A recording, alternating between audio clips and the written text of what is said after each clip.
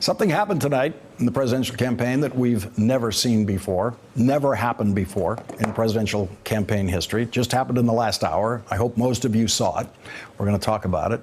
An openly gay presidential candidate being asked by an openly gay TV interviewer about the differences in their deeply personal experiences of coming out. I will acknowledge at the outset that this is an awkward question. I was a Rhodes Scholar, too. I went up in 1995. You went up a decade later. So I was the first openly gay American Rhodes Scholar. And I got there, and I had come out in college, so I'd applied for the Rhodes Scholarship as an openly gay person. It definitely came up in the selection process, and then I got there, and I learned that I was the first American who'd ever been out. Wow. But that was a decade before you. And you went through college, and then the Rhodes Scholarship process, and getting the Rhodes Scholarship, and going to work for McKinsey, and joining the Navy, and deploying to Afghanistan, and coming home, and running for mayor in your hometown, and getting elected before you came out at the age of 33. Yeah. And I bring this up, and I acknowledge it's a difficult question, not because it's bad that you didn't come out to your 33, but I think it would have killed me to be closeted for that long. I just think about what it takes as a human being to know something and to have to bifurcate your public life. And for you to have had all of those difficult transitions and experiences, and to be aiming as high as you were all of that time and not coming out until your early 30s, I just wonder if that was hurtful to you, if it hurt you to do it. It was hard. It was really hard. Coming out is hard, but being in the closet is harder. Yeah, no, that's what I mean. I mean, it was and it wasn't. First of all, it took me plenty of time to come out to myself. So I did not, the way you did or the way my husband did, figure out at such an early age that I probably should have. I mean, there's certainly plenty of indications by the time I was 15 or so that I could point back and be like, yeah, this kid's gay. But I guess I just really needed to not be. And, you know, there's this war that breaks out, I think, inside a lot of people when they realize that they might be something they're afraid of. And it took me a very long time to resolve that. I hope you saw the full interview. It will be available online. And after a break, Aisha Moody-Mills will join us to discuss that historic moment in campaign interview history and other campaign developments of the day. It was hard. It was really hard. Coming out is hard, but being in the closet is harder. Yeah, no, that's what I mean. I mean, it was and it wasn't. First of all, it took me plenty of time to come out to myself. So I did not, the way you did or the way my husband did, figure out at such an early age. Joining our discussion now, Democratic strategist and fellow at the Harvard Kennedy School Institute of Politics, Aisha Moody-Mills. So this was an exchange we've never seen in presidential campaign interviewing. I talked to Rachel about it at the beginning of the hour. She said it was difficult for her to bring up. She also said there will be people who think she should not have brought it up. What is your reaction to this exchange? I actually appreciated the fact that she brought it up. So as an out lesbian myself, and you know, funny, first time I met Mayor Pete, I was the president and CEO of the LGBTQ Victory Fund, where he just did his big speech that's being publicized. So shout out to all my Victory Fund folks.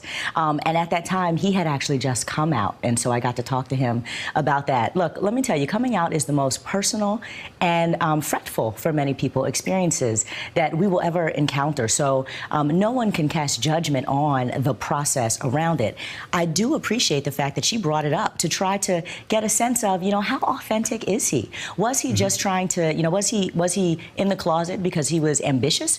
Or was he really grappling with something? And I think that the way that he responded and shared intimately and personally that, you know, I had a bit of fear. I didn't quite know who I was. I think that all of us could probably relate to growing up and then realizing at some point that maybe we're not exactly who we had thought that we were going to be, and trying to reconcile that is challenging. So imagine that when it comes to your sexuality, when it's about, you know, you realizing that you're in love with and attracted to the type of person that you might not have expected. It's a lot. It's a lot. So I appreciate Rachel asking it. I think it was very much in bounds to have that conversation and for her to also share. And then I think that Mayor Pete really handled it well, and I appreciate the fact that he was very authentic in his response. Yeah, you know, I was watching the interview, and there was a lot of familiar ground in it. If you've listened to him speak a lot, and there were a lot of areas where he was doing variations of things he's said before. But this was clearly something that he, I mean, obviously didn't know it was coming. Rachel even, felt a little, you could tell she was a little awkward bringing it up. But it was, as she put it, her burning question. Can you understand that as someone who's so publicly identifying as a gay candidate and a gay man married to a man, that this would provoke a set of questions? This would inspire a set of questions that might not otherwise be asked. Oh, for sure. I mean, for sure, from both the LGBTQ community as well as non-LGBTQ people. I think. Let me just put this in parentheses. It would never have occurred to me to ask that question, right? It wasn't my burning question. It was Rachel's burning question because, of course, she'd been through that experience. And that's what makes it an important question for people who've been through that experience. For sure. We want to know people and connect with them and their deepest selves in order to trust them. And I think that that's what she was getting at. I mean, we really do, at least for me personally, I want to know about the people and their integrity and what they believe in and their values and how they've come to have the values that they have through their own life experience. I talk about identity politics often. I talk about the politics of race and gender and sexuality. And it's not simply because it's buzzwords or it's about like constituencies and quote unquote bases for the Democratic Party, but because I believe that the best leaders are the leaders who show up and in the way that they see the world through an authentic lens that's ultimately about their lived experience. And to the extent that he's leaning into that, Rachel's pulling that out of him to other candidates on the field, in the field, they are going to be called into question. Who are you? Why do you believe what you believe? And what's your personal story around that? So I thought that it was great that we got some of that personal story. Yeah, all my questions are policy because I've known so many politicians and I know how many walls of guard they have up around them. I don't even attempt to penetrate them. I don't care what you are as a human being because I don't think I can find that out on TV. I don't think I have the tools. But what I felt I saw in that moment was Rachel reaching in there and finding something for us, and Pete Buttigieg then delivered that we wouldn't have found in any other interview. And I talked to him afterwards, too. Oh, you did? Great. I did, and he was surprised. Not shocked and taken aback so much as I said, hey, you did a great job. And he was like, yeah, that was surprising. What do you think? And I said, I thought that it was wonderful and elegant and charismatic, and clearly, I would imagine, a bit cathartic, too. A bit cathartic, because when you spend your life... And what did he say? And he just kind of like nodded, but he's been in this journey since, I think it was 2005, of coming out. And there is a relief that happens when you can show up as who you are. My own personal story, I didn't come out until I was in my probably late 20s, I would say. And so from a professional context, I ended up coming out on the front page of the Washington Post, my wife and I. If you're going to do it.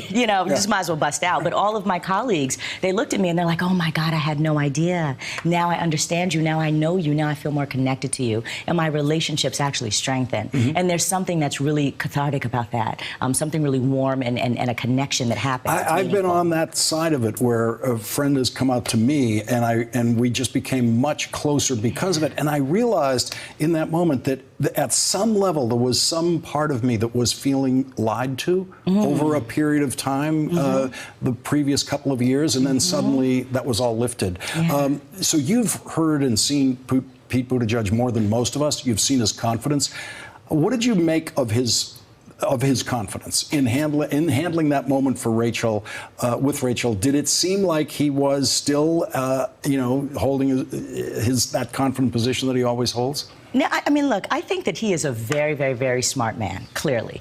He also has a lot of passion and a lot of conviction, and he knows what he believes in, and he knows what he wants, and he knows what he wants to do for America. That completely comes across in all facets of his conversation. So when he was talking about policy ideas, when he was talking about being a bit of a disruptor, and how he was going to challenge the status quo, I thought that everything that he talked about, he had a lot of conviction and confidence in, because these are things that he has really studied, really put his positions together over time and analyzed. And so it seems to me that he's not someone that's a little nervous off the cuff, because he is a very, very, very thoughtful and calculated candidate. So the New York Times reporting today that he has been deliberately avoiding policy specifics and is trying to set a narrative and a story about himself first. Is that what you expected him to do as a campaigner? And do you expect, since you know him so well, to hear the kind of Elizabeth Warren level policy specifics that we've been getting from her? So the beauty of where he is right now, I think his campaign would say, is that he's still introducing himself to all of us, right? So no one knew who Mayor Pete was, and now he's just shown up. So surely there's an introduction process that has to happen. Now, unfortunately, most of the other candidates have a record, so we already know who they are. So they're in the process of being critiqued, where he's still in the process of saying hello. I do believe, though, that when the summer comes and he gets on the stage and there's real substantive policy conversations happening, he's going to have to account for that and talk about what he's done, what he will do. But right now, he's going on an introduction tour, right? And that is playing to his favor. But I think the honeymoon at some point will be over.